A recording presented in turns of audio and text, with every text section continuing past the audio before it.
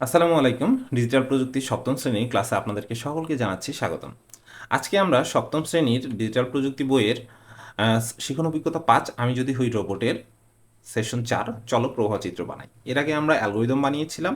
আজকে আমরা অ্যালগরিদম থেকে প্রবাহচিত্র বানাবো। তাহলে চলো দেরি না করে ক্লাসটা শুরু করা যাক।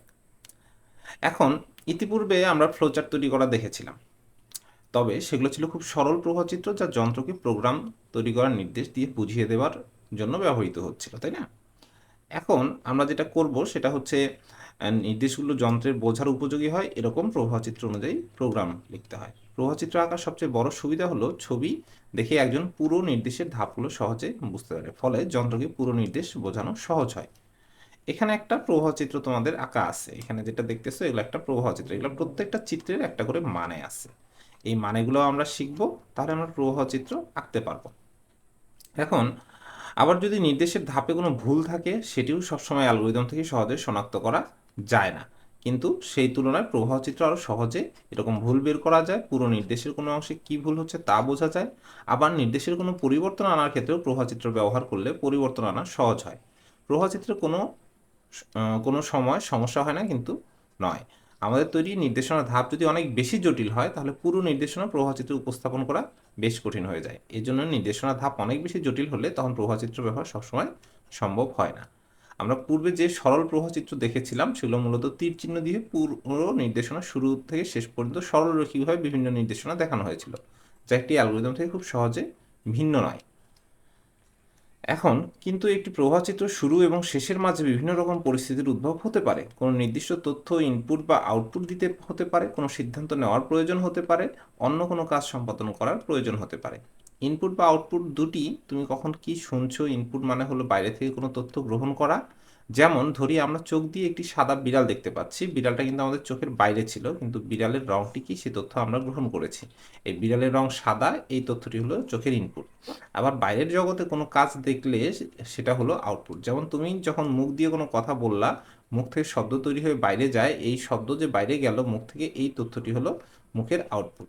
আমরা যন্ত্রের বোঝার উপযোগী প্রভাচিত্র তৈরি করব, সেটিতে বেশ কিছু প্রতীক আমাদের ব্যবহার করতে হবে, এবং সেই প্রতীকগুলো হচ্ছে এগুলো তোমাদের বইয়ের ভিতরে এই প্রতীকগুলো দেওয়া আছে।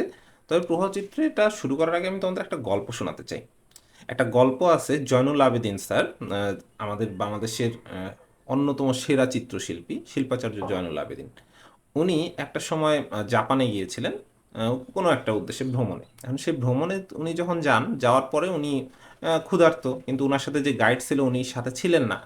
এই পর্যায়ে উনি ওখানকার জাপানের রেস্টুরেন্টে গেছেন, গিয়ে উনি ওখানে তার যে খেতে চান সেটা কি খেতে চান সেটা অর্ডার দিতে যাচ্ছেন, কিন্তু জাপানের মানুষরা আবার তাদের ভাষা খুবই সচেতন, তারা জাপানি ভাষা ছাড়া পারে না। এখন হোটেলে যেখানে গেছে সেখানে জাপানি ছাড়া কেউ কোনো কিছু বুঝতেছে না, আর উনি জাপানি জানেন না। সো উনার কথা কেউ বুঝতেছে না, তার জন্য ওনাকে একটু আর কি অন্যরকম চোখে দেখতেছিল। তখন উনি তো সুন্দর আঁকতে পারেন, উনি যখন মেনু কার্ডের পিছনে একটা আঁকলেন, গরু আঁকলেন, তারপর কি খাবেন সেটা আঁকলেন, এবং ওনার এই আঁকাটা দেখে ওখানকার বাকি লোকজন তখন ওখানে একসাথে হয়ে গেল যে ইনি এত সুন্দর আঁকতে পারেন। এখন এই গল্পটার মূল উদ্দেশ্যটা হচ্ছে এরকম যে অনেক কিছুই আমরা লিখে প্রকাশ করলে যেটা বুঝতে কষ্ট হয়, কারণ এটা ভাষাগত একটা ব্যারিয়ার হয়, কিন্তু তোমার যখন একটা চিত্রের মাধ্যমে প্রকাশ করা হয় সেটাকে সহজে বোঝা যায়। আর এই অ্যালগোরিদম থেকে ফ্লোচার্টটা হচ্ছে চিত্রের রূপান্তর, অ্যালগোরিদম লিখিত রূপ, আর ফ্লোচার্টটা হচ্ছে একটা চিত্ররূপ। মানে চিত্ররূপের জন্য কিছু চিহ্ন আছে, চলো এই চিহ্নগুলোর আমি একটু বিস্তারিত তোমাদের বর্ণনা দিই। দেখো, প্রোগ্রাম ফ্লোচার্টে ব্যবহৃত কিছু প্রতীক, যেমন ধরো উপবৃত্ত, এই উপবৃত্ত ব্যবহার করা হয় প্রোগ্রাম শুরু অথবা শেষ বোঝানোর জন্য। আর তোমার এটা অনেকটা ডিমের মতন দেখতে। আর এই আয়তক্ষেত্র ব্যবহার করা হয় যদি প্রোগ্রামের কোথাও প্রক্রিয়াকরণ প্রসেস বোঝায়, তাহলে সেখানে আয়তক্ষেত্র ব্যবহৃত হয়, এটা অনেকটা বাক্সের মতন দেখতে। রম্বস, কোথাও যদি সিদ্ধান্ত নাও কোনো একটা বিষয় যে হবে এটা হলে এটা, না হলে ওটা, এরকম যদি সিদ্ধান্ত থাকে এটাকে সিদ্ধান্ত চিহ্ন বলা হয়, এটা অনেকটা ডায়মন্ডের মতন। আর সামান্তরিক, এই সামান্তরিক চিহ্নটা সাধারণত ব্যবহার করা হয় প্রোগ্রামে ইনপুট এবং আউটপুট নেওয়ার জন্য, এটা আমরা একটা রেল লাইনের সাথে তুলনা করতে পারি। আর এরপরে যে বৃত্ত, এই বৃত্ত হচ্ছে সংযোগ চিহ্ন, যেখানে অনেক বেশি তোমার যদি ধরো যে রেখা একসাথে আসে সেখানে সংযোগ বোঝানোর জন্য এটা ব্যবহার করা হয়, এটা অনেকটা মার্বেলের মতন দেখতে।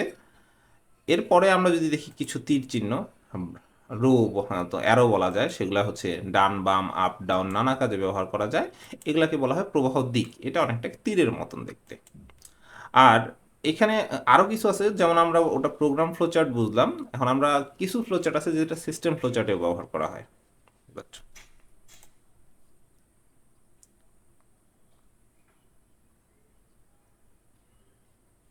এখন আসি ফ্লোচার্ট আঁকার নিয়ম। একটা ফ্লোচার্ট আঁকতে গেলে কিছু নিয়ম আমাদের মেনে চলতে হয়, সেই নিয়মগুলো কি কি? এখন প্রথম নিয়ম যেটা হচ্ছে, প্রবাহ রেখা দ্বারা কোনো কাজ পরপর হবে সেটা বোঝানো। তারপর যে সাধারণত উপর থেকে নিচে অথবা বাম থেকে ডানে প্রবাহ চিত্র অগ্রসর হয়। একাধিক প্রবাহ রেখা পরস্পর ছেদ করলেও তাদের মধ্যে কোনো যুক্তিগত সম্পর্ক বোঝায় না। বিষয়টা কীরকম, ধরো যে এদিক দিয়ে একটা প্রবাহ চিত্র আসছে, এখন এদিক দিয়ে আরেকটা প্রবাহ চিত্র গেছে, আর এইখানে যে সংযোগটা হয়েছে এটা কোনো সংযোগ হিসেবে কাউন্ট হবে না, যুক্তিগত সম্পর্ক বোঝাবে না। তারপরে চিহ্নগুলো ছোট বড় হতে পারে, তবে চিহ্নের ধরন ঠিক থাকতে হবে। তুমি ধরো যে একটা সামান্তরিক আঁকছো, এইটা যা মানে ইয়া করে, তুমি এটা বড় করে আঁকছো, তাও একই মিনিং, কিন্তু জিনিসটা দেখে বোঝা যাইতে হবে যে এটা সামান্তরিক, এটা অর্ধবৃত্ত। তোমার যদি সামান্তরিকের জায়গায় ট্রাপিজিয়াম হয় এইরকম, এটা তো তোমার কোনো অ্যাঙ্গেলে সামান্তরিক না, এইরকম করা যাবে না। প্রত্যেকটি ব্লকের লেখাটা সংক্ষিপ্ত এবং সহজবোধ্য হবে। ভিতরে যে আমরা লেখাগুলো লিখবো সহজবোধ্য এবং সরল হতে হবে। তারপরে যতদূর সম্ভব রেখার ছেদ কমানো, যেটা বললাম যে একটার উপরে আরেকটা রেখা যাতে না যায় চেষ্টা করতে হবে, যাতে কম লাগে। বেশি সংযোগ রেখার পরিবর্তে সংযোগ প্রতীক ব্যবহার করা যেতে পারে। বিশেষ কোনো ভাষার জন্য ফ্লোচার্ট লেখা ঠিক নয়। ফ্লোচার্টে কোনো অংশের বিস্তারিত বর্ণনার প্রয়োজন হলে তা পৃথকভাবে ফ্লোচার্ট ব্যবহার করা উচিত। প্রত্যেকটা ফ্লোচার্টের একটা করে নাম থাকবে। অ্যালগোরিদম ও ফ্লোচার্টের মধ্যে পার্থক্য কী?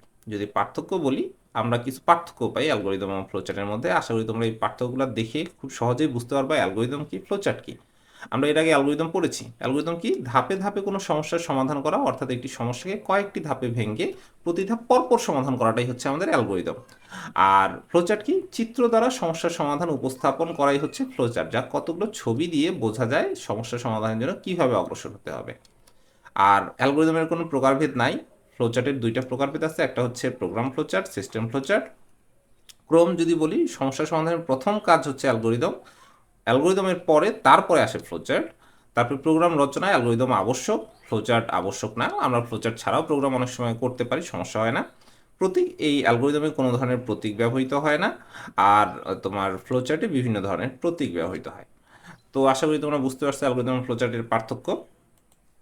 এরপরে আমাদের বইয়ের পৃষ্ঠায় আসি। এখানে দেখো আমরা একটা রোবট দিয়ে আগুন নেভানোর যে অ্যালগোরিদমের কথা ভাবি, সেইটা দিয়ে আমরা এখন একটা ফ্লোচার্টের মাধ্যমে করব। এখন যদি আমরা এটা দেখতে চাই পুরোটা, তাহলে তুমি দেখতে পারবো। দেখো এখানে কি হয়েছে, সমস্যা আগুন নেভানোর জন্য রোবটের ব্যবহার করা, এটা আমাদের সমস্যা। তাহলে প্রবাহ চিত্র বা আমার অ্যালগোরিদমের কাছে ছিল, প্রথমে রোবটটাকে শুরু করা, স্টার্ট হলো, তারপরে রোবটটা গেল, যাওয়ার পরে তোমার ক্যামেরা দিয়ে সে রোবটটা পরিস্থিতিটা শনাক্ত করলো, সে সেন্সরে দেখলো যে আগুন আছে কি নাই। এখন আগুন যদি শনাক্ত হয়, তাহলে যদি হ্যাঁ হয় তাহলে সে কী করবে, পানি ঢালবে। আর যদি আগুন নাই, ওখানে শনাক্ত নাই, তাহলে সে কাজটা শেষ করবে। আর হ্যাঁ হলে পানি ঢেলে আগুন নেভানোর পরে এসে কাজটা শেষ করবে। এটাকেই আমরা বলতে পারি একটা ফ্লোচার্ট। এর মাধ্যমে কাজটা কীভাবে করবে সেটা চলে আসছে, কারণ এটা আমাদের বইয়ের মধ্যে আছে। আমি আরও কিছু ফ্লোচার্ট তোমাদেরকে দেখাই। ধরো তিনটা সংখ্যার যোগফল নির্ণয় করার একটা ফ্লোচার্ট বানাবো। এখন তার আগে অ্যালগোরিদম বানাতে হবে। অ্যালগোরিদম যদি বানাতে চাই আমাদের কী করতে হবে, প্রথমে ধাপ স্টার্ট, শুরু। 2 নম্বরে তিনটা সংখ্যার মান গ্রহণ করতে হবে। 3 নম্বরের সংখ্যাগুলোর যোগ করতে হবে, যোগফলটা প্রকাশ করতে হবে এবং কাজটা শেষ করতে হবে। এখন এইটাকেই যদি আমরা ফ্লোচার্টে কনভার্ট করি, দেখো কেমন হয়। শুরু করলা, তারপরে তিনটা সংখ্যার মান গ্রহণ করলা, মান গ্রহণ করার পর তুমি কি করলা, প্রসেস। ধরো যে এই যে মান গ্রহণ, এটা কি তোমার ইনপুটের চিহ্ন, তাই আমাদের ইনপুট চিহ্ন আসছে। সংখ্যাগুলোর মান যোগফল নির্ণয়, এটা কি প্রসেসের চিহ্ন, তাই প্রসেস আসছে। তার পরবর্তীতে তোমার ধরো যোগফল ছাপাই। এখন ছাপানোটা কি, মানে কি তোমার আউটপুট দেওয়া, তাই এটা আউটপুট হিসেবে কাউন্ট হয়েছে।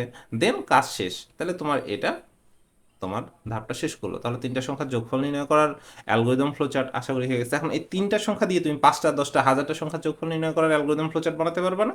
আশা করি পারবা।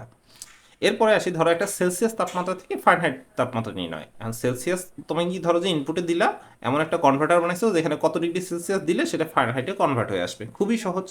কীরকম কাজ করতে হবে, তাহলে প্রথমে আমাকে ধরো সেলসিয়াস হিসেবে আমি সি ধরলাম এবং ফারেনহাইট হিসেবে এফ ধরলাম। ধরার পরে আমি এই সেলসিয়াস থেকে ফারেনহাইটের বের করার যে সূত্রটা, সেই সূত্রটা হচ্ছে এটা। এখন আমাকে টেকনিক্যালি কি দিতে হবে, ইনপুটে তোমার সি, আউটপুটে আসবে এফ। তাহলে আমি আউটপুটের এফটাকে আমি নিয়ে যাব একদম এই পাশে, আর তারপর বাকিগুলাকে। এখন এটাকে আর গুণ করে আমরা যদি এটাকে সরলীকরণ করে নেই, তাহলে দাঁড়াও সূত্রটা দাঁড়ায় এরকম, এফ ইকুয়াল টু এটা। এখন এই সূত্রটা জানা থাকলে তো আর কোনো সমস্যা নাই, তাহলে কিন্তু আমি আমার অ্যালগোরিদম ফ্লোচার্ট বানাই ফেলবো। দেখো কিভাবে হয়।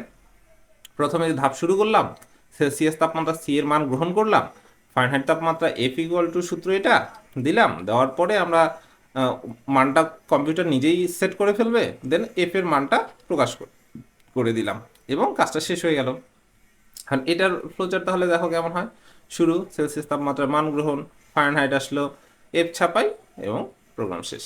এখন এই যে ফ্লোচার্ট দেখো, অনায়াসেই আমরা ফ্লোচার্টটা বানায় ফেললাম। আরও একটা যদি বলি, কোনো সংখ্যা জোড় বিজোড় তা নির্ণয় করা।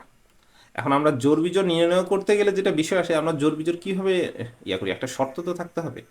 জোড় বিজোড় হিসাবে আমরা যদি করতে চাই, তাহলে সেই সংখ্যাটা প্রথমত সহজে একটা নিয়ম হচ্ছে যে কোনো সংখ্যা জোড় কখন, যখন আমি এটাকে 2 দ্বারা ভাগ করলে নিঃশেষে বিভাজ্য হবে, তাহলে ওটাকে আমরা জোড় বলবো, ভাগশেষ থাকলে আমরা ওটাকে বিজোড় বলবো। তা সেম শর্ত ওইটাই।